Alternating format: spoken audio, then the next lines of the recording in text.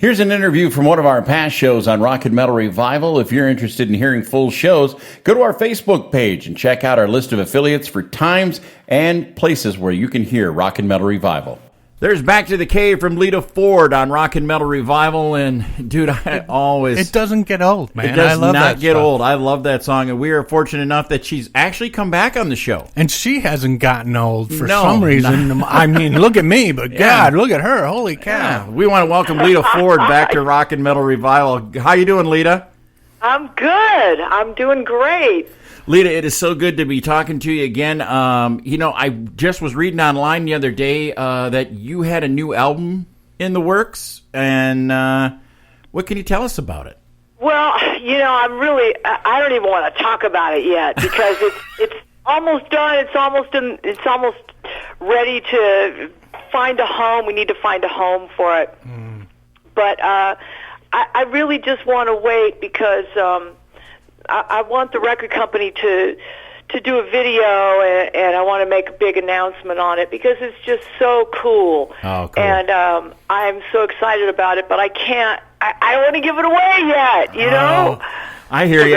Give it away now. Well, I also wanted to congratulate you on being inducted into the Hall of Heavy Metal History. Oh, yeah. Yeah, how do you feel about that, how they're recognizing you? Do you feel justified they're recognizing you for your contribution to the world of heavy metal? Oh, it's so awesome. It's just,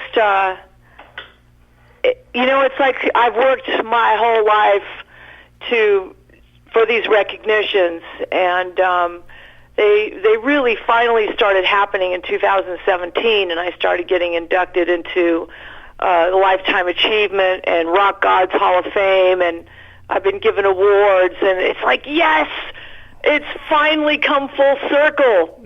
I'm just, I'm legitimately the queen and the first lady of hard rock guitar. Exactly. So you think the Rock and Roll Hall of Fame will ever come around to their senses and put Lita in there? I hope so. If they don't, they don't. If they do, they do. It's cool. I mean, I don't even know that they're cracked up to be what they used to be. So. No.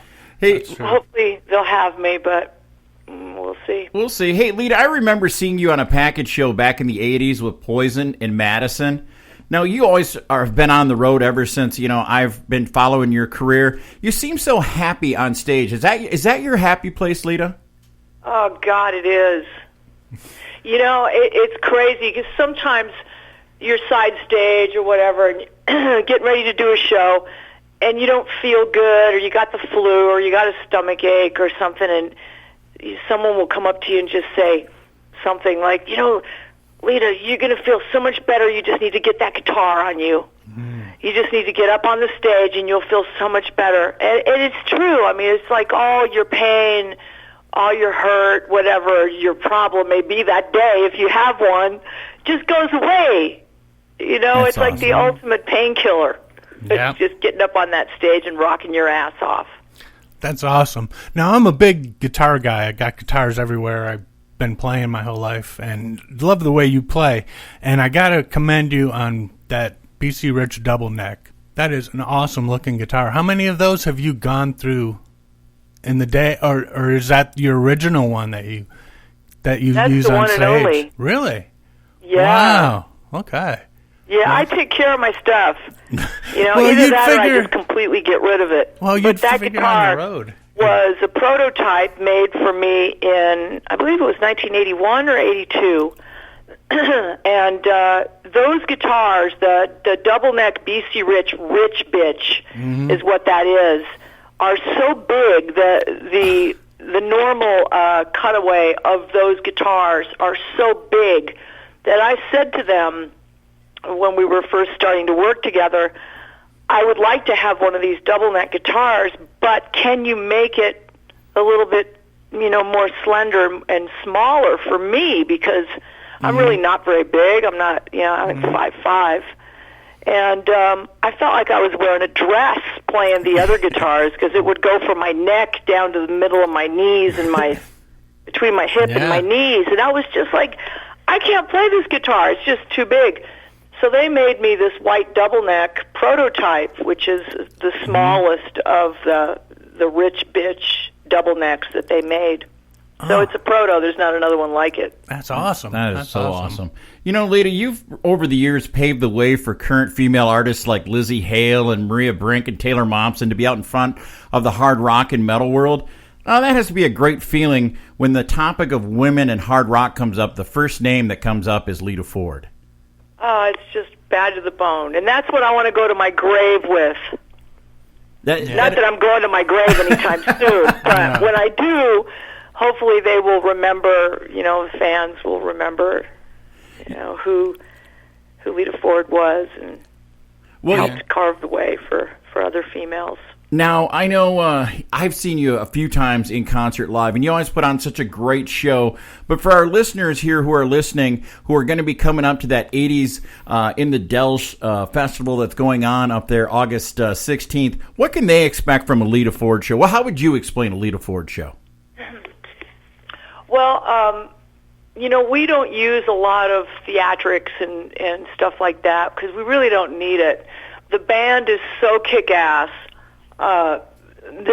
We've got Marty O'Brien on bass guitar, these guys are just like rock stars in their own right, Bobby Rock on drums, wow, nice. Patrick Kennison on guitar and vocals, and then me.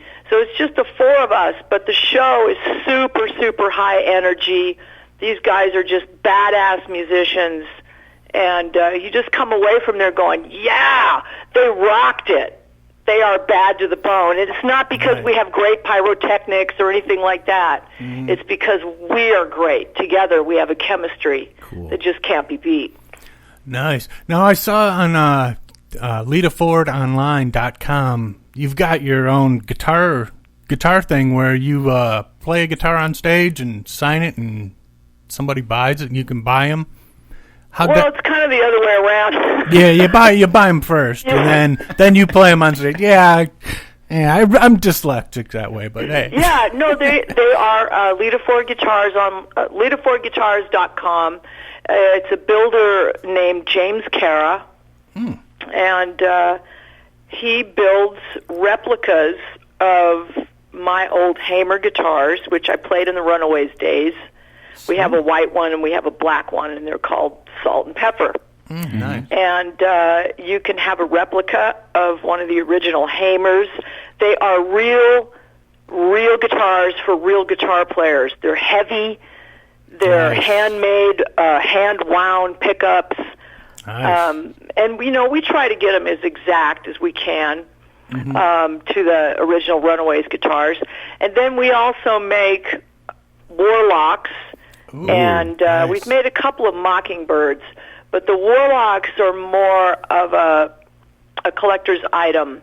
Yeah. Even though you can still play them, I have played them live, and they sound great, but they're decorated and painted more. Oh yeah, I guess I should say. But and then if you do purchase one through James Cara, Lita-Ford-Guitars.com. Then I will personally give it to you, sign it for you, possibly play it on stage, and then come off stage and hand it to you. And it's just exciting. Yeah, that's cool. That's really cool. That's a whole experience along with it, which is pretty awesome. Now, you've been in the business a long time. I know you've seen the movie Spinal Tap. Have you had any Spinal Tap moments recently on tour? Oh, my God. Every day of my life I have a Spinal Tap moment. It's just unbelievable. It seems like every artist has one of those, and it's either yelling the name of the wrong town or getting lost backstage. It seems like every artist has that story. I said to my partner, I said, we really should have a camera crew following us around because every day something insane happens. It's just a given. We don't know what. We all meet at the airport, and then my partner gets off the plane, and he comes up, and he waves his hand like the starting point of when the race car takes off. Uh-huh. We really need one of those checkered flags.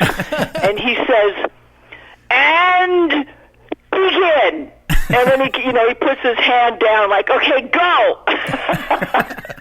It's just unreal. I mean, stupid stuff like last time that they gave us a rent-a-car. And here's your rent-a-car. It's in slot number F13, and it's a Dodge, Caravan, whatever the hell. And so, we go to slot number 13, and there's no car. And you're standing there in a torrential downpour, and, it's always something. So we flagged down the rental car guy. I don't know where the car is. I'll go find it. So we're standing there in the meantime in a torrential downpour waiting for the car. He comes back and he says, well, I don't know where your car is. It's just unbelievable. The stuff that will happen for sure. Murphy's Law. Yeah. Well, Lita, the one question I want to ask going out here is one of the biggest songs of your career was the duet with Ozzy. Can you tell us how that song changed your career? Well, it gave me and Ozzy both a top 10 hit single. Yeah, that was a huge song. Ozzy, coming out of Sabbath and being a hard rock artist at his time back then in the 80s, that was 1989. Yeah. He hadn't had a top 10 hit single yet, and neither had I. So that put us through, that officially put us on the map. Yeah. Very cool. And and Lita, we appreciate your time today, and we look forward. I really look forward to. Coming up to the show. That's gonna be a killer show, man. Up at the Dells, you'll be playing with the Bret Michaels band. Will be playing there, and Kip Winger and Jack Russell's Great White. So it's going to be a great day of 80s music. And Lita, we appreciate your time on Rock and Metal Revival. Thank you so much for having me. And by the way, Kip and Jack and Bret are just so awesome. So it's really going to be a great show. We're real excited about it. And we'll see you then.